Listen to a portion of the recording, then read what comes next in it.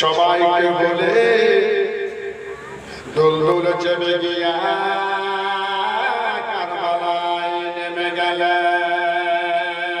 মহরম চাঁদের 10 তারিখে শুক্রবার দিন 180 হিজরিতে 680 খ্রিস্টাব্দে শুক্রবার দিন ইমাম হোসেন ওই কারবালায় নেমে গেলেন।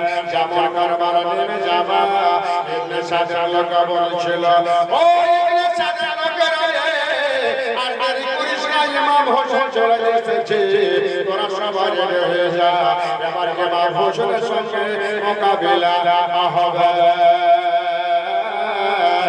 ইমাম হোসেন বলছেন, দাঁড়া রে দাঁড়া। ইমাম হোসেন তখন চিৎকার করে বলেছিলেন, দাঁড়া, একেবারে যুদ্ধ হবে রে, তোদের সামনে আমি একটা জালসা করে নিরে। একটু দাঁড়িয়ে যান, তোদের সামনে একটু জালসা করবো রে। সবাই চুপচাপ হয়ে বাবা দাঁড়িয়ে গেছে। ইমাম হোসেন খুতবা পড়লেন, সঠিক খুতবা পড়ে তাকরীর শুরু করেছেন। বললেন, তোমরা জানো না রে, তোমরা যে নবীর কালমা পড়েছো সেই নবীর আমি নাতি রে। তোমরা কি জানো না রে, যে নবীর জন্য সব কিছু তৈরি হলো আমি সেই নবীর নাতি রে। তোমরা কি জানো না রে, আমি মা ফাতেমার বেটা রে। ইসরাফিল ফেরেশতা যখন বাসাতে ফুঁক দেবে, মন্দির মসজিদ সব ভেঙে যাবে, দুনিয়াটা লাই ক্ষয় হয়ে যাবে। আমার নানা রওজা ভাঙবে না। শহর হাজার ফেরেশতারা এসে আমার নানাকে হাসর ময়দানে নিয়ে যাবে। আর আমার নানা যতক্ষণ না যায় ওই কিয়ামতের বিচার বসবে না।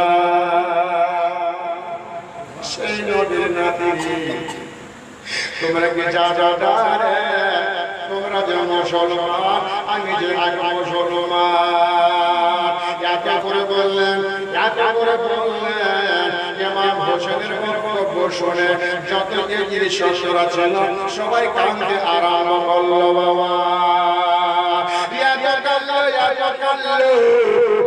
ইবনে সাদ মনে করে গেল, এই যে এইভাবে হোসেন ছেড়ে বক্তব্য দেয়, আমার সৈন্যবাহিনী বলে ইমাম হোসেনের দিকে হয়ে যেতে পারে। ইবনে সাদ বলল, ও মা ফাতেমার বেটা হোসেন, তুমি ওয়াজ করা বন্ধ করো, তুমি জালসা করা বন্ধ করো, তোমার জালসা শুনতে চাই না। ইমাম হোসেন বলছেন, শোনো, তোমরা এটা ভাবিও না যে আমি আমার জান বাঁচাবার জন্য বক্তব্য দিতেছি, আমি আমার প্রাণ বাঁচাবার জন্য বক্তব্য দিতেছি, এইটা তোমরা ভেবো না। এই জন্য বক্তব্য দিতেছি, কাল কিয়ামতের মাঠে আমার নানা যদি জিজ্ঞাসা করে তোদেরকে, আল্লাহ তোমরা আমাকে দায়ী করতে পারবে না। ও নবী মুস্তাফা, হোসেন যদি আমাদেরকে বুঝাতো এই ঘটনাগুলো হতো না।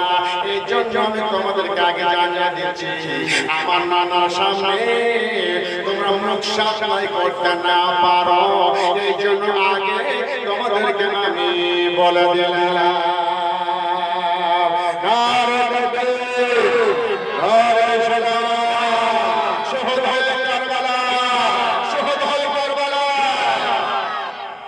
তোমরা ভাবিও না আমি জান বাঁচাবার জন্য ওয়াজ করতেছি। আমি ওয়াজ করতেছি যে কাল কিয়ামতের মাঠে নানার সামনে আমাকে বেইজ্জত না করতে পারো। হোসেন যদি বুঝাতে এই ঘটনা হতো না, এই কথা বলতে না পারো, এই জন্য আগে সামনে দিচ্ছি। বলুন সুবহানাল্লাহ। তারা বলেছিলেন, ও গো হোসেন, আমরা কোনো ওয়াজ শুনবো না, কোনো বক্তব্য শুনতে চাই না। যদি প্রাণে বাঁচতে চাও ইয়াজিদের নামে বায়াত হয়ে যাও, আর যদি ইয়াজিদের নবীর নামে বায়াত যদি না হয় তাহলে যুদ্ধের জন্য ময়দানে নেমে যাও।